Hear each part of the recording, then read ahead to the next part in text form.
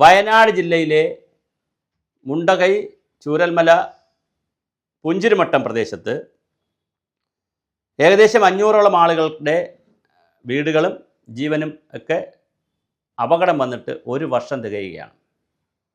July 30 രാത്രിയാണ് 1 മണിക്കും 2 മണിക്കും ഒക്കെ 3 മണിക്കും ഒക്കെ ഇടവിട്ട് 3-4 ഉരുൾപൊട്ടലുണ്ടായി. വലിയ നാശമുണ്ടായത്. 2-3 ഗ്രാമം തന്നെ ഇല്ലായ്മയായി.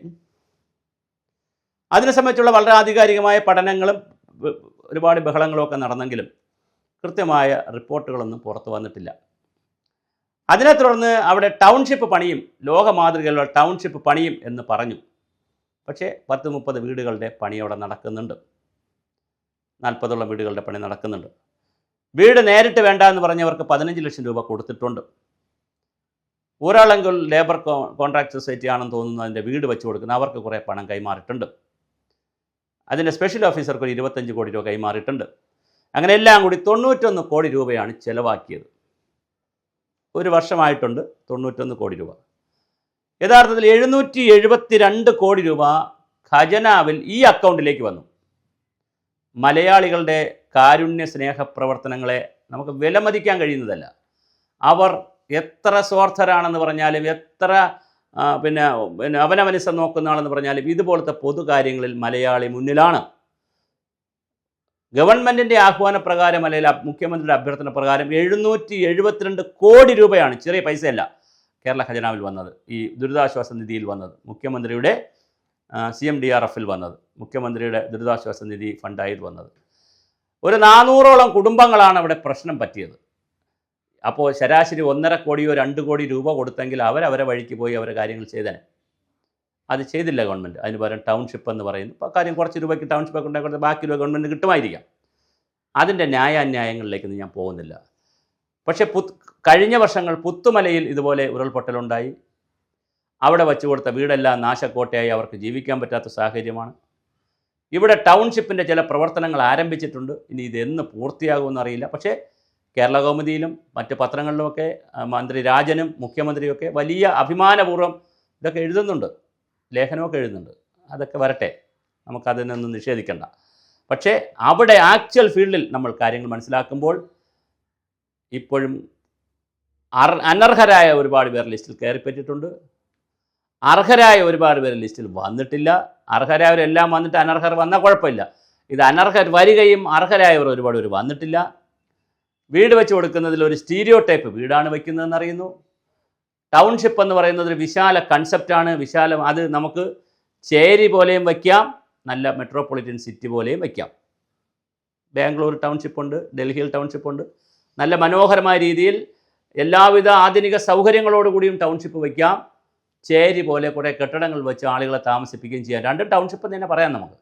ഇതിലേത് ടൗൺഷിപ്പാണ് അവിടെ വരുന്നതെന്ന് ഇനി കാത്തിരുന്ന് കാണണം. എന്തായാലും ജനങ്ങൾക്ക് വലിയ ദുരിതമുണ്ടാക്കിയതാണ്. ഒരു വീട്ടിലെ 4 സഹോദരങ്ങളൊക്കെ മരിച്ചുപോയ കഥകൾ, വാർത്തകൾ ഇപ്പോൾ വന്നിട്ടുണ്ട്. 4 പേരും സഹോദരങ്ങൾ മരിച്ചുപോയി. 12 പേരുള്ളതിൽ 11 പേരും മരിച്ചു, ഒരാൾ മാത്രം ജീവിച്ചിരിക്കുന്ന കുടുംബങ്ങൾ. അച്ഛൻ മരിച്ച വീട്ടുകാർ, അമ്മയുണ്ട്, ഭാര്യ മരിച്ചിടത്ത് ഭർത്താവുണ്ട്, 2 കൂട്ടരും കൂടെ പോയതുകൊണ്ട് നിരവധി വീടുകളാണ് അതിൻ്റെ അടിയിലേക്ക് പോയത്. ഉരുൾപൊട്ടി ഭൂമിയിലേക്ക് താഴ്ന്നു പോയത്, അല്ലെങ്കിൽ അതിൻ്റെ പുറത്ത് കെട്ടിടം ഇടിഞ്ഞ് വീണ് പോയതും നിരവധിയാണ്. ഒരു നദി പുഴ മാറി ഒഴുകി, ദിശ മാറി ഒഴുകി പുഴ.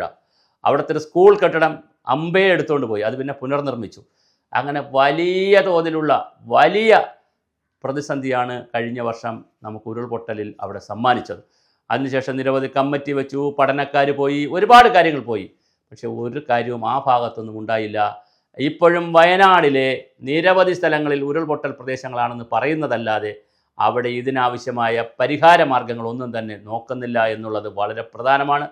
അതുപോലത്തെ ഉത്തരവാദിത്ത ടൂറിസമെന്നും പരിസ്ഥിതി സൗഹൃദ ടൂറിസമെന്നും വയനാട് മാറേണ്ട കാലം കഴിഞ്ഞു. പക്ഷേ അല്ലാതെ സാധാരണ സ്ഥലങ്ങളിൽ കാണുന്ന ടൂറിസത്തിലേക്കാണ് വയനാട് പോകുന്നതെങ്കിൽ വയനാടിൻ്റെ ആയുസ് കുറവായിരിക്കും. ഒരു വയനാടൻ പ്ലേറ്റോ എന്നറിയപ്പെടുന്ന, സമതലം എന്നറിയപ്പെടുന്ന ഉയർന്നു നിൽക്കുന്നൊരു താമരശ്ശേരി മലകൾ, കുന്നുകൾ, ചുരം കഴിഞ്ഞാൽ, കോഴിക്കോട് ജില്ലയിലെ താമരശ്ശേരി ചുരം കഴിഞ്ഞാൽ മുകളിലേക്ക് വാഹനം കയറുമ്പോൾ, നമ്മൾ വണ്ടിയൊക്കെ കയറുമ്പോൾ കൽപ്പറ്റയിലെത്തി ഒരു പ്ലേറ്റോ പോലെ, ഒരു സമതലം പോലെ കിടക്കുന്ന, ഒരു നെറ്റിപ്പട്ടം പോലെ കിടക്കുന്ന ഒരു പ്രദേശമാണ്. അവിടെ അതിൻ്റേതായ കാലാവസ്ഥയാണ്, അതിൻ്റേതായ മൺതരങ്ങളാണ്, അവിടെ അതിൻ്റേതായ ജലസ്രോതസ്സുകളെല്ലാം വ്യത്യസ്തമാണ്. ആ വ്യത്യാസങ്ങൾ ഇല്ലാതായി വരുന്നു. അതിരൂക്ഷമായ വരൾച്ച ചില വർഷങ്ങളിൽ, അതികഠിനമായ മഴ ചില വർഷങ്ങളിൽ.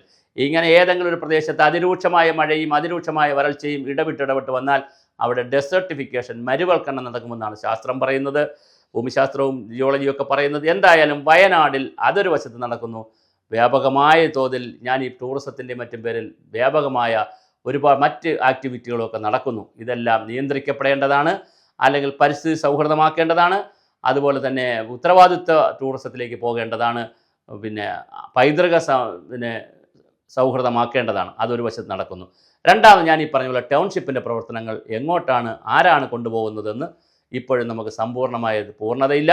അതിൻ്റെ ബ്ലൂ പ്രിൻ്റ് അല്ലെങ്കിൽ അതിൻ്റെ വിഷൻ ഡോക്യുമെൻ്റ് സർക്കാർ ഒന്ന് പുറത്തുവിട്ടാൽ നന്നായിരിക്കും. അതുകൊണ്ട് അടിയന്തരമായി എന്താണ് ടൗൺഷിപ്പ് എന്നുള്ളതിൻ്റെ കൺസെപ്റ്റ് നോട്ടും എന്തൊക്കെ സൗകര്യങ്ങളാണ് അവിടെ കൊണ്ടുവരുന്നുള്ളതിൻ്റെ കാര്യങ്ങളും ഒന്ന് പുറത്തുവിടണം.